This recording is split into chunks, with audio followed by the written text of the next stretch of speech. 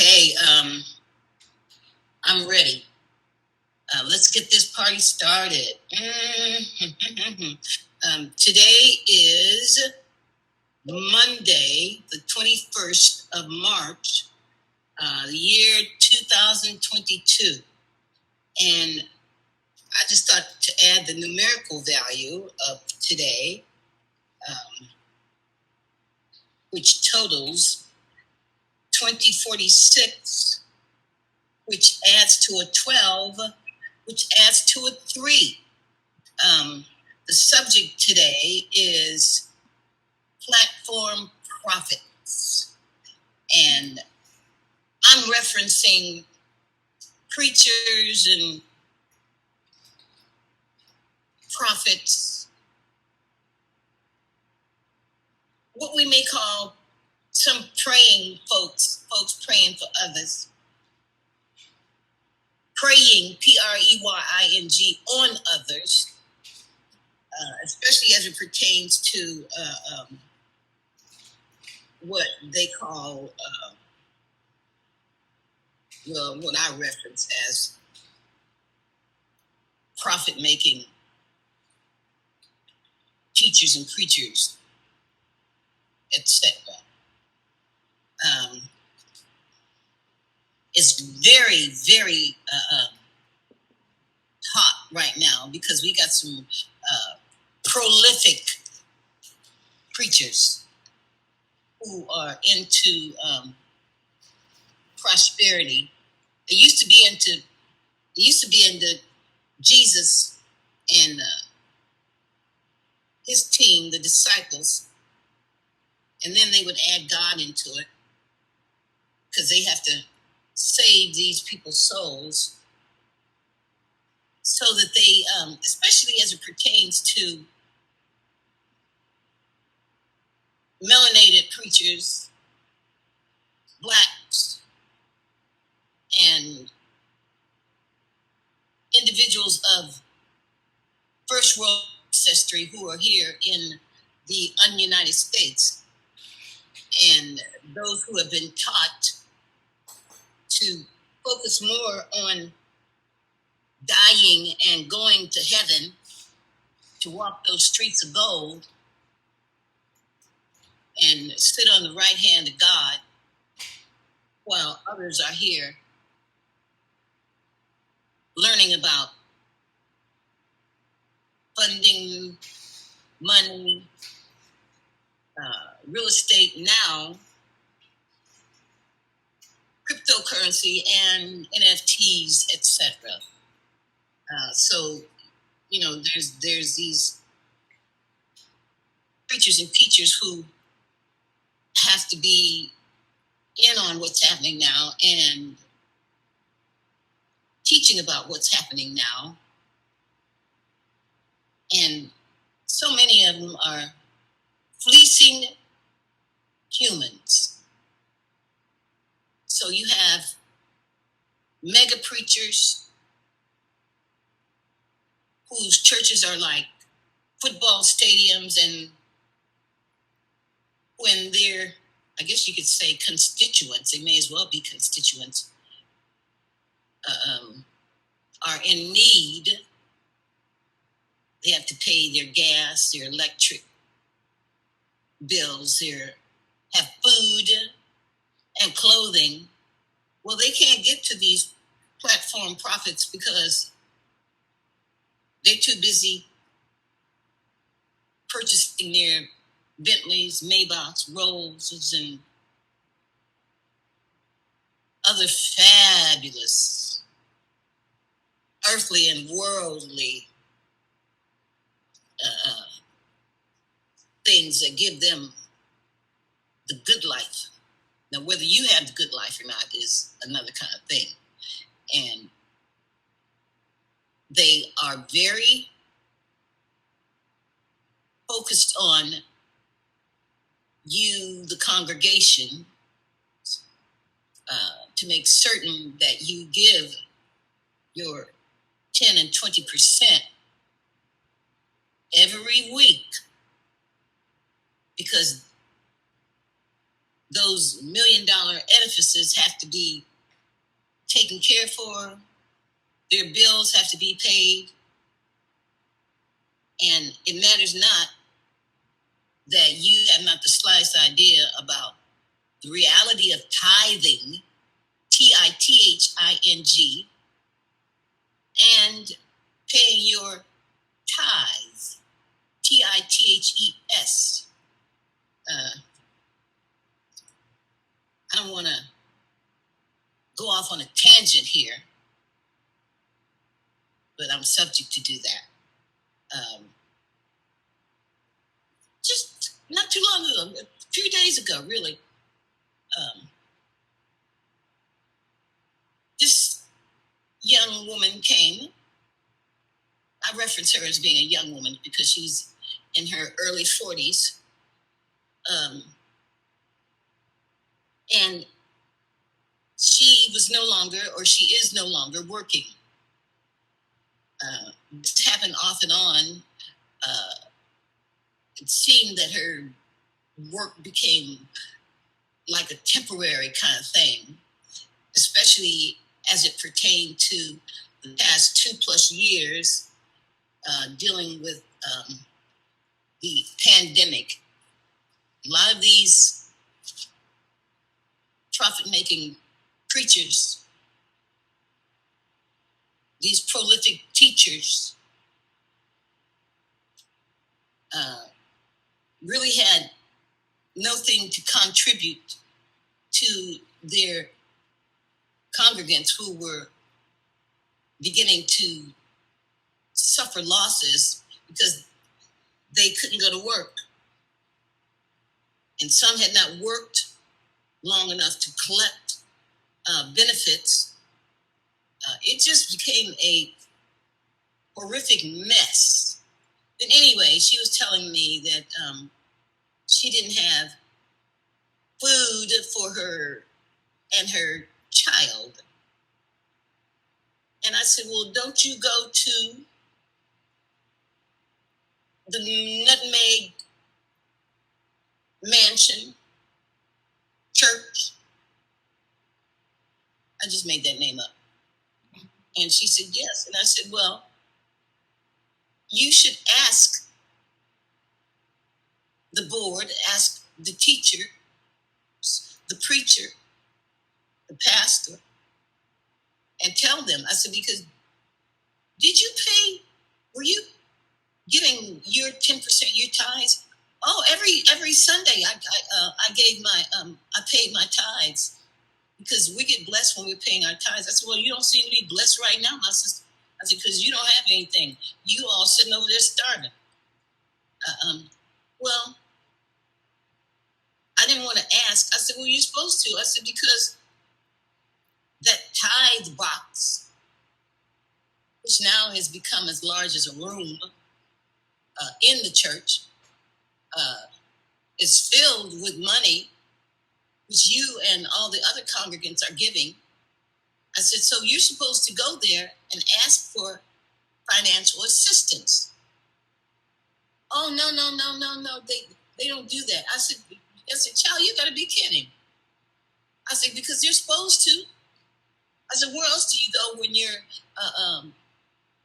suffering and experiencing trauma, especially as it pertains to financial trauma?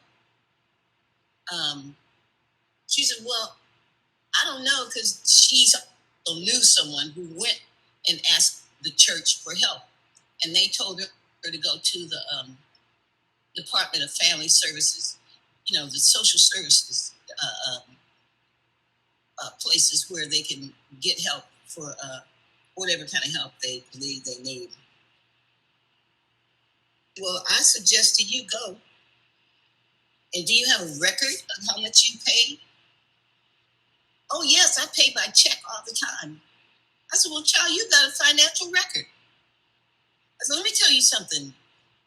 In the ancient times, individuals who lived in their communities, their towns, wherever they lived, those individuals knew that giving 10% of whatever it is that they had,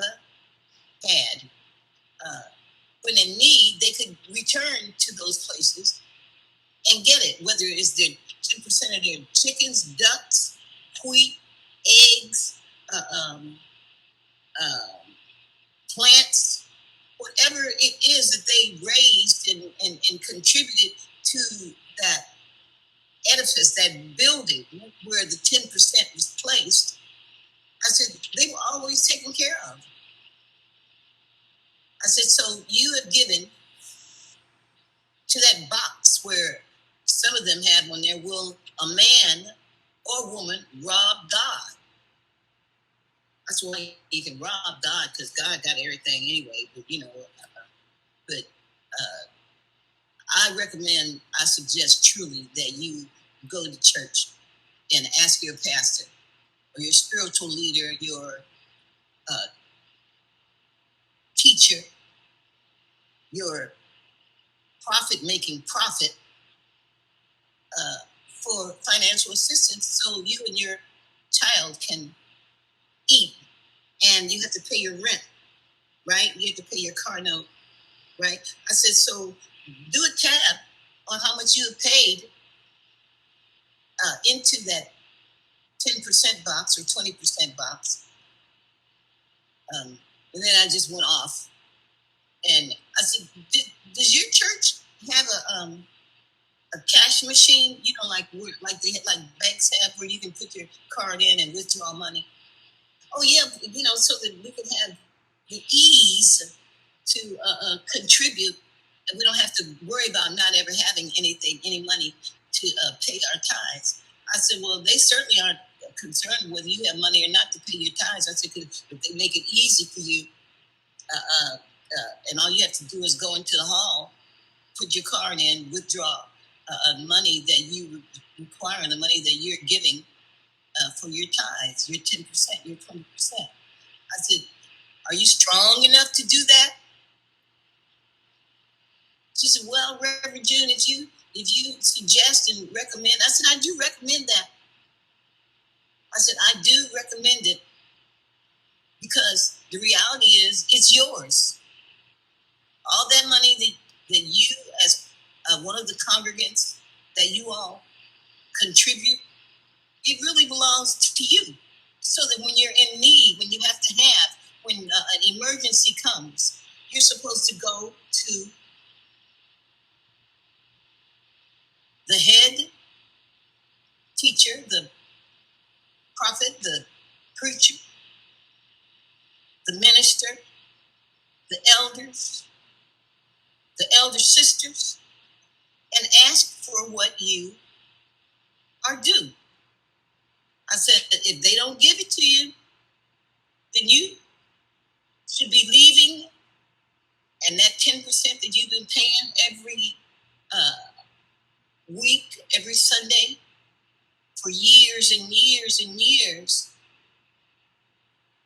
well, you can give that to yourself. Because actually, individuals should know that they can give their 10% to anybody or any organization that they choose. And that includes giving it to you first.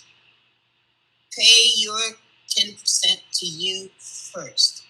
That's so important for people to know that. And you're not robbing God, you're actually contributing to yourself when you pay yourself first. So that's very important to know. But they have people harnessed by guilt. Because if you don't pay your tithes, then when you die, you're going to go to hell.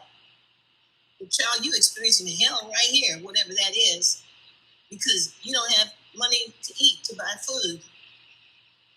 How do you feel about that? And she said, well, it makes so much sense. I said, well, it's true. It's factual. This is about you. Actually, you should tell your friends. I said, maybe you all can get together and congregate and go to the church, especially since so many of you are in need at this time, resulting not only from the pandemic, but from the regular pandemics that exist, especially when you are unable to get the kind of job that you want. You're a college graduate. But then again, and seriously, I told her, I said, when you're looking at your skin color, when you walk in, they automatically know that the position that you came for is filled. And then, for example, if you have locks, your hair, well, it's like, well, she's not really representative of our company. That's a bunch of bullshit. So actually, we should be grateful that some states have passed the Crown Act, but whether they passed the Crown Act or not, it has to do with the way African ascendants, first world ascendants, grow their nature all hair.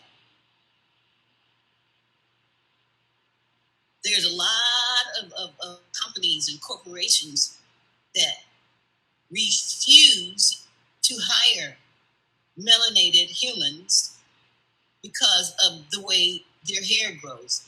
Their hair presentable corporation. That's a bunch of bullshit. But I tell people, be thankful for the bullshit. It's a fertilizer. When it's spread, albeit it stinks, but when it's spread, it makes beautiful things grow. So now that melanated people are evolving, they're growing, they're moving in the consciousness to comprehend the tricks of the religious and spiritual trade. People can come in anyway, professing to be spiritual prophets, pandering all sorts of flowery language and words, sounding good, and allowing you the privilege of feeling good for a hot minute. And then when you leave, you got to go out into the real world. You're getting by. Whatever it is, however it is. And, quote, trying to make it, unquote. Well, a lot of times, it's important and imperative that you cease trying and trust your inner source, that divine aliveness which breathes itself, being you.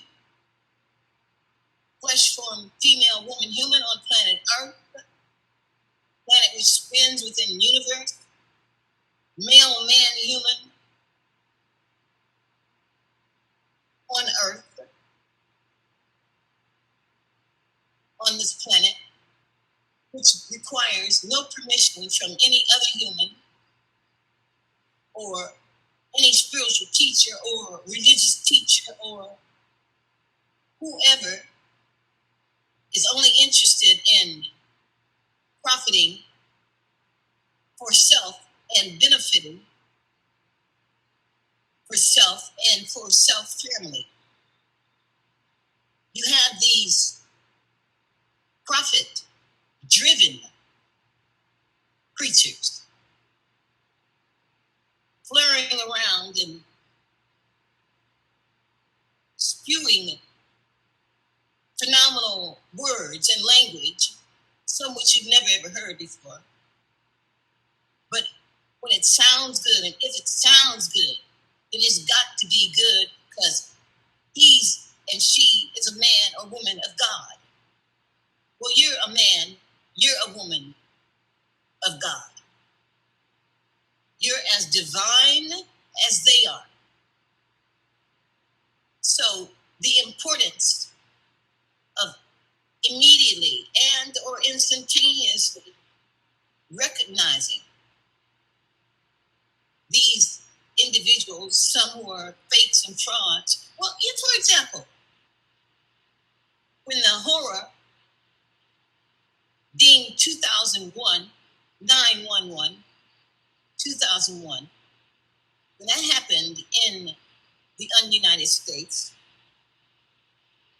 I mean, humans in this nation were just in distraught. How could this happen? Well, I'm going to move aside for a second. This nation has contributed horror and distress to other nations, other countries, killed babies in utero when mothers are pregnant and they're dropping bombs and destroying the lives of a pregnant and or pregnant mothers. That right there is a horror. So, returning to the horrific acts that destroyed the World Trade Center in New York City, matter of fact, I told some people that that would be happening, that something would happen to tear this nation apart and shake folk up. Well, there is T.D. Jakes. Oh, and I'm calling his name because he did it. I mean, I'm not the only one who saw it or heard it. He flitted across his stage in October of 2001 at a huge flag, and he informed his sitting congregants as well as his viewing and listening congregants that God is omniscient. God is omnipresent. God is, in other words, God's all knowing, all seeing. The creator, whom God is. But when 911 happened, as he said, 911 put God in a quandary. And I was like, oh my God. Oh my God. God is in a quandary. The great, prolific, prophetic preacher, T.D. Jakes, has told the world that the horror of 911, what happened that day, put God in a quandary. So when people running in circles and people just crying and wailing and rending and ripping and tearing clothing and everything, and they're calling God, God, oh my God, oh Lord, oh Jesus, the Son of God. Oh God, have mercy. Oh, wow. Oh. Bishop Jakes had to inform everybody, those who had not received an answer to their request or their concern or their worries and all that. God is in a quandary. So you call God, you praying and everything. You want to have a meeting, for example, with God, and his people, his attendants and everything are saying, well, God can't meet with you because God's in a quandary. God is conflicted and confused. And I was like, oh my God, what are humans to do? Because Bishop Jakes he's a he's a speaker and teacher for your behind, but he has told you truth. In other words, God may as well be non-existent. So I asked some of my friends who, they listened to him, and I said, well, what does that mean to y'all? You require help, and you go to God. As it said in Psalm 23, the Lord, referencing God, is my shepherd, and I shall not want. I said, y'all in trouble now. You in trouble now. And they asked me, how could I say such a thing? I said, well, he said it. Ask him. And, it's humans have to begin to utilize their own processing of thought. They have to think, where it says think for yourself. Don't become entangled, mesmerized by these individuals whose words are rolling off their tongues like syrup, sounding good, sounding as if life itself manifests from them. You're allowed to question these humans who are saying some things which sound so and seem so ridiculous until it's beyond belief. It's unbelievable. But people are afraid to ask questions of their religious and spiritual teachers, these magnetic individuals who are likened to,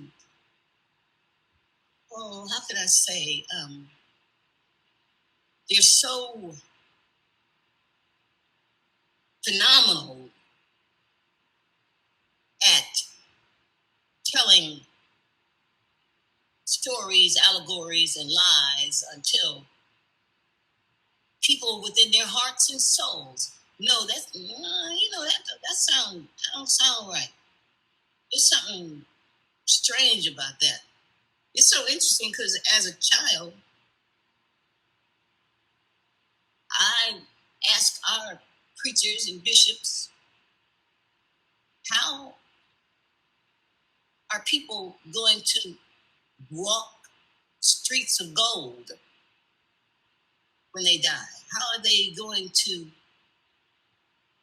heaven and there are pearly gates? And when they go to heaven, they're only going to see individuals who are Caucasian, because those were the pictures in the Bible. I said, there's nobody in heaven that looks like us. How does that happen? And all they could say, oh, little Sister Johnny, where you get that from? Well, it came into my heart and soul to ask them, because when you die and you go to heaven, or you can't wait to walk through those pearly gates. And so I was always wondering, how's a dead person going to walk after they're dead? None of that just made sense, but some of it just sounds so good. And when it sounded good, my people who can become quite emotional because it sounds good and the music is good and the singing is good and the preaching is good and the feedback from the congregants is good. So it's got to be good. And yet there are a few sitting in the congregation who hears the question or they have a sense of knowing innately from within their heart and soul moving in their brain, neurons jumping in them and saying, that don't sound right. Something wrong with that. But you got these prolific preachers trouncing around on these televised shows, performing for the cameras. And sometimes it don't matter what they say, as long as they believe what they say. And knowing what they say is going to fill their coffers with your hard-earned money. You have the right to question your preachers. You have the right to question your prophets. You have the authority to question them about what they are saying, what they've told you. It's like, how do they know? But then again, so many are yet fearful. If they ask a question, then they're going to be condemned to hellfire and damnation. But then not too many folk are preaching hellfire and damnation now, depending on what section of this ununited nation is they live in. A lot of what happens is resulting from ignorance. So any of you who deem yourselves intelligent and intellectual, who have a consistent comprehension of right and wrong, you have a sense, an innate sense of knowing that which is within your heart and soul, that no human placed there. You can ask your spiritual leader, teacher, preacher, prophet, you can ask about that.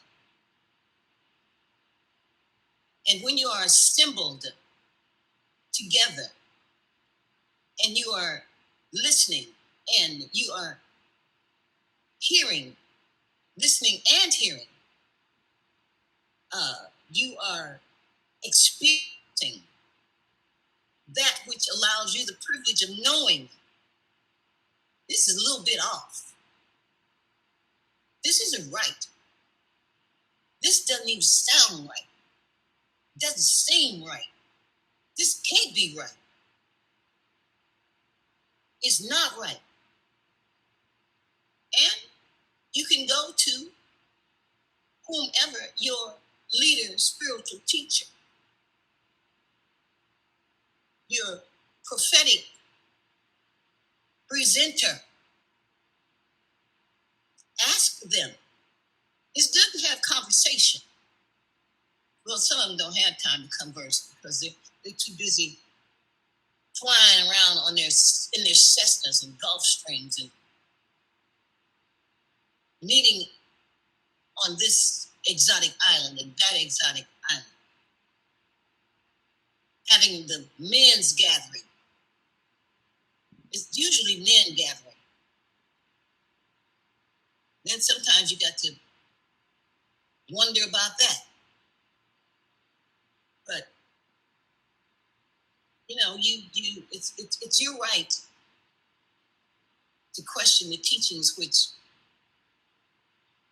allow you the privilege of believing your rightness and or your righteous place on this planet. Too many are eagerly available to condemn others and cast them into the devil's den. You know, where Satan, the enemy, abides and awaits your soul. Well, for now, it's imperative that you commune in your private moments, wherever that is, sitting on a rock, on a mountaintop, on the sandy shores of a beautiful beach, uh, riding or driving.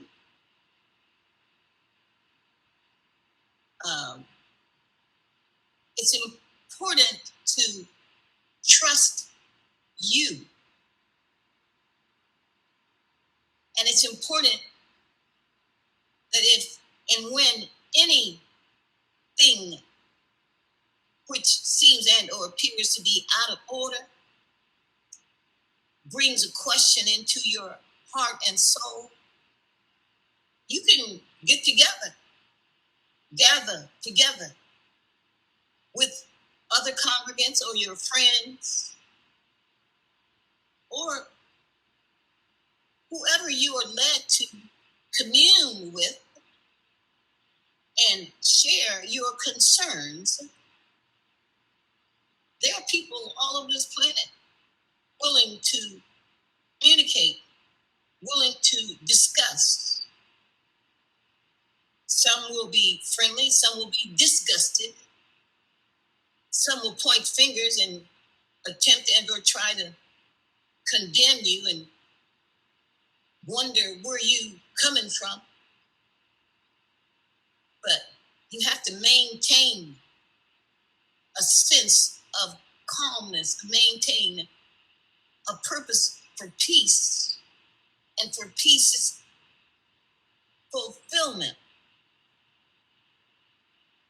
so that you remain sane and not become emotionally conflicted, which also contributes to fear. You won't fail because you question. There will be a failure when you don't question because it's about your life. It's about the life you honor, the life you respect, the life you must love. And it's about fulfilling a major purpose, which does not condemn you, but it raises you and gives you a penultimate sense for surviving some of this bullshit that's so available. You know, you have to truly comprehend words, comprehend to understand how language is utilized, used, and or abused. Because when you don't know something, when you have no awareness, no sense of what this word is or this word gives meaning to, then you will lose out. And that's why so many fall prey to these platform prophets who are now utilizing every platform that they can. They tick-tocking and top-ticking and they're twittering and tweeting and revealing their faces and seeing the farces of a partial, well, it can be kind of intense depending on who is making the presentation. You know, a lot of it's for your enjoyment. You're allowed to laugh. You're allowed to laugh. You're allowed to recognize the stupidity of some of this stuff. But the main thing is give honor and respect to yourself. When you celebrate and uplift you, give joy to those whom you love, and you commune together, you can discuss some of the disgusting, aberrant mess that has so many humans entangled and confused. Ask these preachers, ask these prophets, ask these teachers, these evangelists. Ask so that you will know the difference between that which is righteous and rightful and that which you know is incorrect and just nonsensical. It's like, that shit don't make no sense. Don't be afraid to stand forth for your loving life. You must love your life to the utmost. To the utmost. To the utmost. Being willing to go beyond the beyond, especially as it pertains to you and yours. We are the living and loving examples of those with whom we do live and those whom we love. We have to be responsible examples so that your children, your relatives, your relationships that you have gathered, they don't have a fear to ask, what do you think about this? And we all think about stuff. We have the privilege to think. That's a good thing.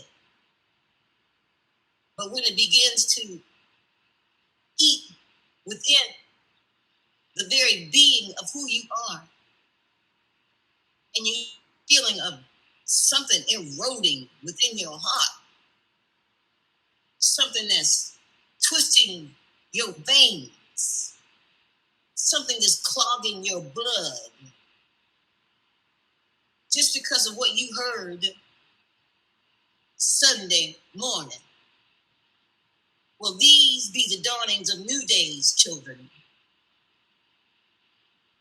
Don't be caught in the webs of nonsensical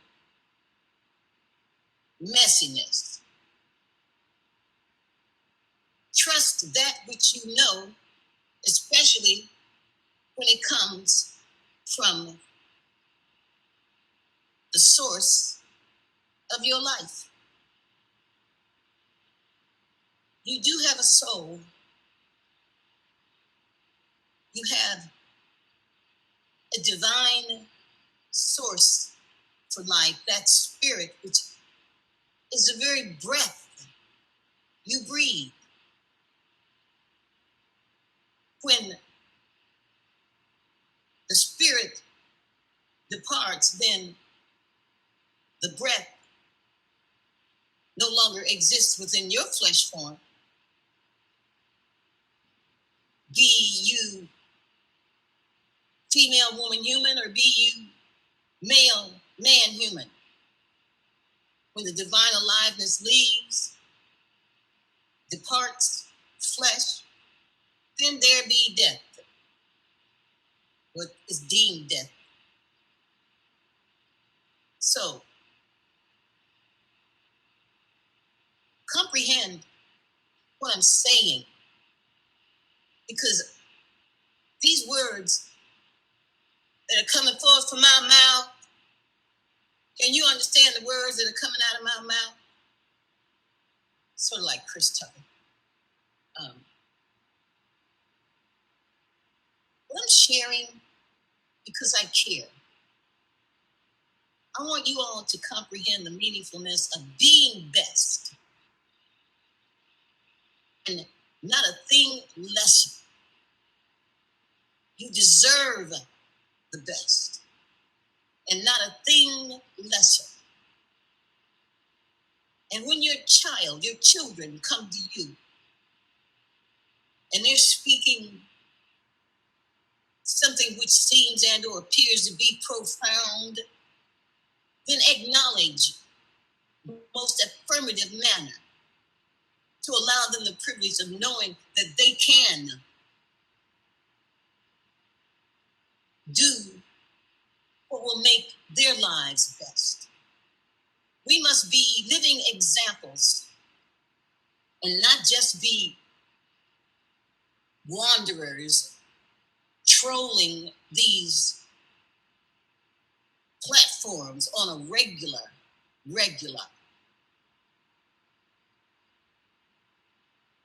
Be honest and point out the ignorance. It doesn't matter who it is. It doesn't matter who is saying the asinine. Point that shit out.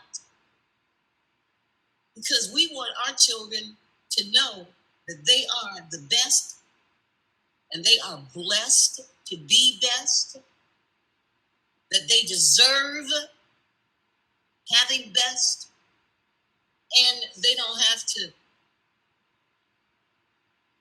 murder somebody for it.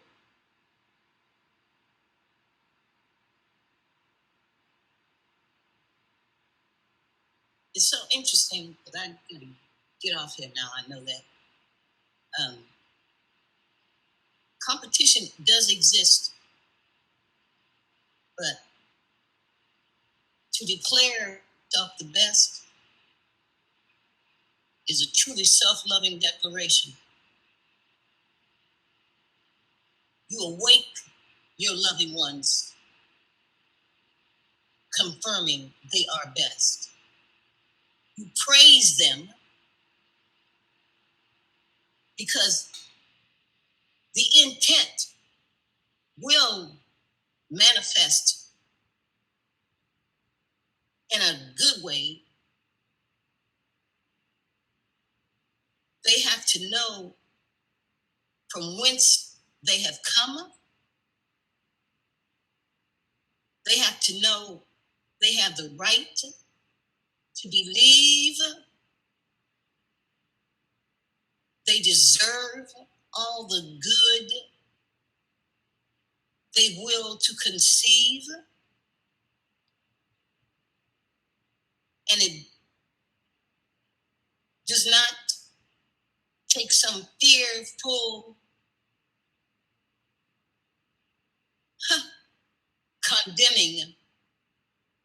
condemnation to force them to pay to hear some allegories and stories from which they will not profit.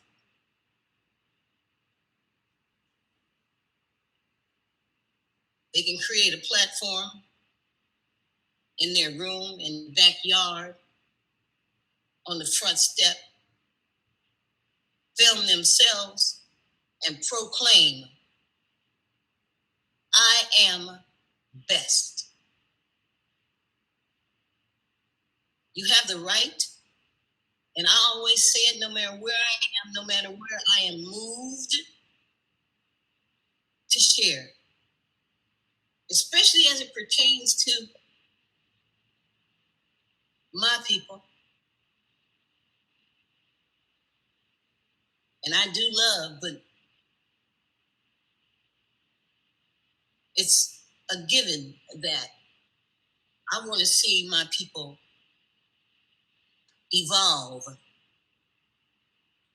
And I want them to know that they are first world ascendants who don't have to fall for the okie doke of continual and repeated stories which the former so-called masters taught. And a majority of our preachers learned that mess very well. That's why they repeat it on the regular. Because as long as you believe you don't deserve, as long as they proclaim they do deserve, then you'll never grow, you'll never evolve, nor will the children, nor will the children's children. This is legacy time. This is legacy building time. This is the time to present yourself as a purposeful individual who wills not to become prey to platform profits. Build your own profitability. And when in dire straits and or need, go to those platform profits and ask for what you deserve, especially when you have paid them. The tithes are not their salary. The tithes are the storehouse from which you withdraw to receive that which helps you in time of need. So hopefully somebody will get something from what I've shared in this moment. And where people come together, gathering for the best, they will to not receive anything lesser.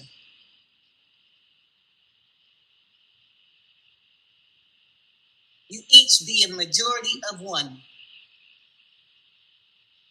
Your oneness references a divine being willing to declare you are best. So take care for yourself first, because if you don't do for you first, you cannot do for any other human. It's good to understand the meaningfulness of being number one. So when you understand that, you can begin to comprehend a greater purpose, which evolves, and grows. I love you. Bye-bye.